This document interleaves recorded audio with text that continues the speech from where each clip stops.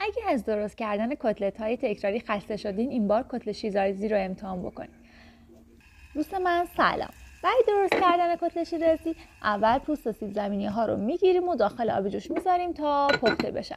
توی این فاصله داخل تابه 1 لیوان آب معمولی شیر میریزیم. 1 قاشق کره اضافه میکنیم و روی حرارت متوسط رو به پایین میذاریم.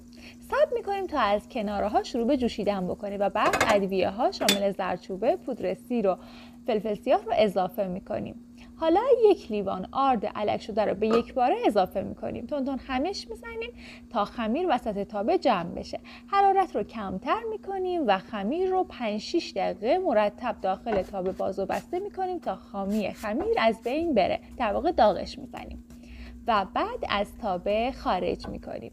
داخل ظرفی میریزیم، بازش میکنیم تا خنک بشه. وقتی از گرما افتاد بهش سیب زمینی های رنده شده رو اضافه میکنیم، کمی نمک میپاشیم، 1 دونه تخم مرغ، پیاز رنده و آب گرفته و پودر سوخاری رو اضافه میکنیم. اونقدر چنگ میزنیم و ورس میدیم تا حالت خمیری بگیره.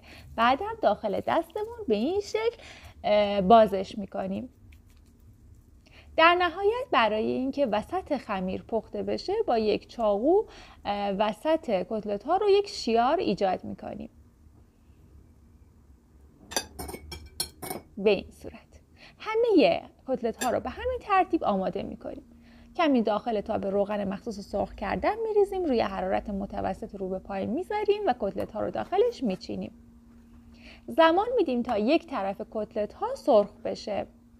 بعدش هم برمیگردونیم تا طرف دیگه‌ش هم بپزه. نکته مهم در پخت کتلت اینه که حرارت حتما باید متوسط رو به پایین باشه.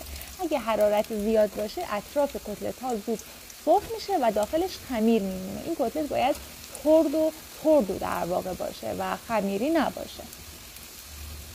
به همین ترتیب کتلت های خوشمزه ما آماده میشه. میتونید با مخلفات مورد نظر سروش کنید. نوش جونتون.